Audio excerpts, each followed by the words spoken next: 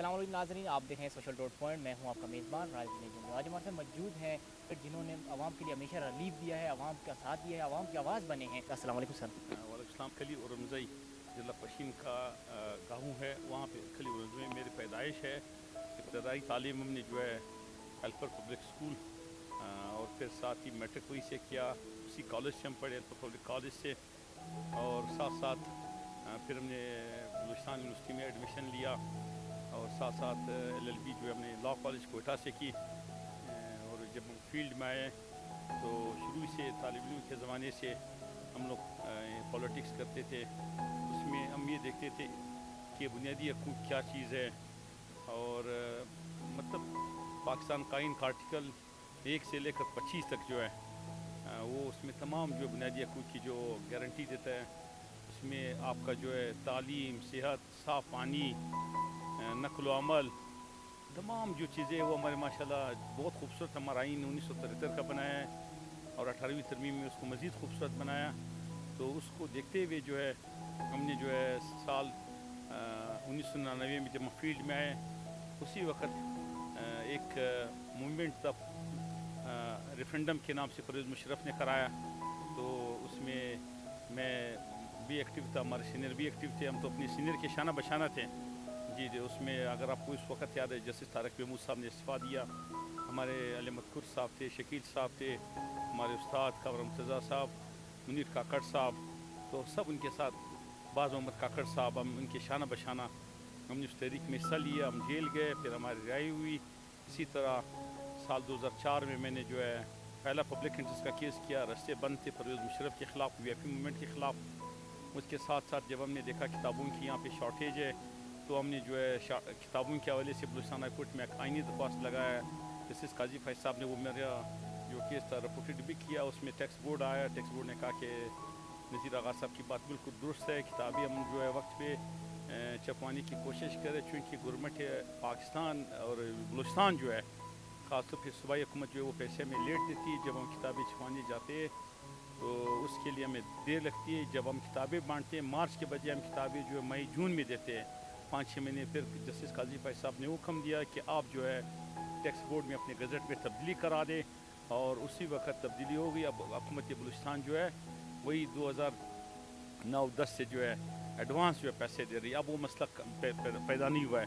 इसी तरह कोयटा में पानी का शॉर्टेज था, बहुत सारा पैसा आया परवेज़ मुशर्रफ के दौर में, पानी वो पैसा जो है ज़ाया हो रहा था। उसके लिए हमने आइनी दरख्वास्त लगाया, अपना कोशिश किया। सफाई के हवाले से मेरी आइनी दरख्वास्तें मौजूद है।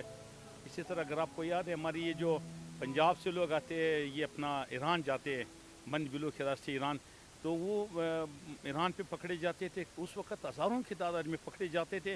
तो हमारे जो पंजाब से उनका ताल्लुक़ था, काफ़ी सर्द यहाँ पे सर्द है, वहाँ पे गर्मी थी, तो -9-10 था। उनको यहाँ पे बलूचिस्तान लाते थे, कोयटा लाते थे। FIA के सेंटर में एक वक्त बेक वक्त जो है 5-6 लोगों को लोग रखते थे। फिर मैंने बलूचिस्तान हाई कोर्ट में एक आइनी दरख्वास्त लगाया कि जहाँ पे इनको पकड़ा जाता है, मतलब ये अपना तुरबत में या बॉर्डर पे जहाँ पे इनको सेशन जज जो नज़दीक पड़ता है, तो उनके लिए वहीं पे जो है सेशन जज जो उनका जो है वही ज़मानत करा दे, वहीं पे उनका केस जो है एक ही पेशी में निपटा दे, बस उनको जुर्माना करे। तो उस वक्त बलूचिस्तान हाई कोर्ट की थे चीफ जस्टिस जस्टिस अमान अल्लाह खान यासिनज़ई साहब, उन्होंने उसी वक्त कहा कि ये इंसानी हकूक़ का मसला है, हमारे आइनी दरख्वास्त को मंजूर किया। मुख्तलिफ हमारे केसेस है। इस वक्त आप देख रहे कोयटा के जो बीच में जो है इंस्कम रोड है, उसके तकरीबन ये देश का घर था 5-6 एकड़ पे मुश्तमिल था।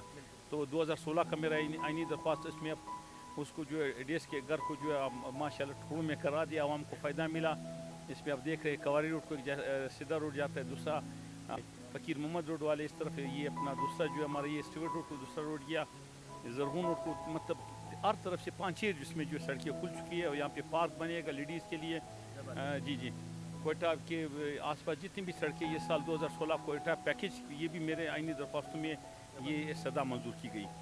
अच्छा सर, सबसे बड़ा आपने जो आवाम को अरबों रुपए का रिलीफ दिया है, गैस का बिलों में आपने रिलीफ दिया, तो ये कैसे आइडिया आया और कैसे आया? लोगों ने कहा या आपने खुद इस पे रद्द अमल शुरू किया? जैसे मैंने आपको कहा कि शुरू में हम लोगों को ये आइनी दरख्वास्तें लगाते थे, मुझे घर की तरफ से, अपने असातिज़ा की तरफ से, जो मेरे उस्ताद है शकील साहब, उन्होंने सब ने कहा कि भाई ये हमारा जो फील्ड है ये खिदमत का फील्ड है, इसमें ये वकालत हो गया और मेडिकल हो गया, ये ऐसे हमारे लोगों ने जो है इसको जो है एक कारोबारी वो शुबा बना दिया।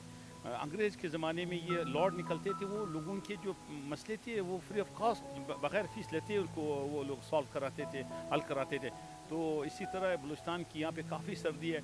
اگر آپ کو یاد ہو 2019 20 اور 21 میں جو تو بالکل گیس یہاں پہ نایاب ہو گیا. گیس کی یہاں پہ کافی شارٹیج ہو گئی. اوپر سے جو ہے گیس کمپنی نے اور بلنگ کا سلسلہ شروع کر دیا. انہوں نے ایک نیا سلسلہ شروع کرایا، سلو میٹر چارجز.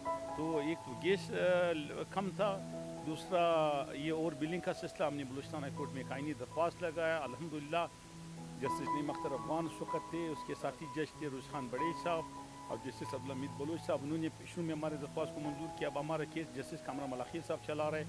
تو کامران ملاخیل صاحب جو ہمارے بلوچستان ہائی کورٹ کے جج ہیں، انہوں نے اس میں کافی محنت کیا.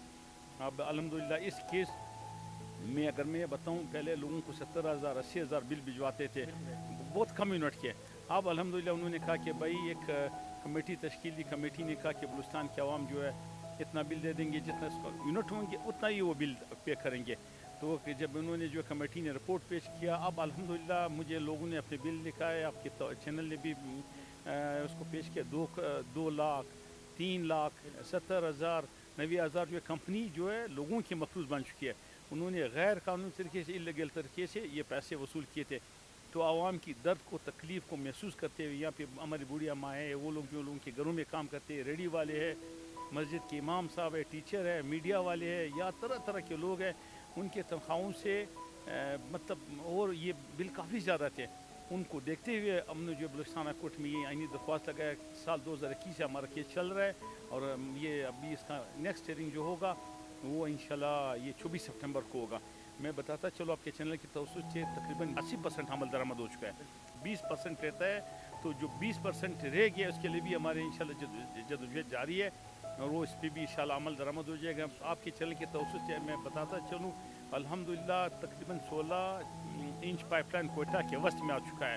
اور دوسرا جو ہے 12 پائپ لائن یہ جو ہے یہ 12 انچ جو ہے یہ نواکلی کی طرف سے آ چکا ہے.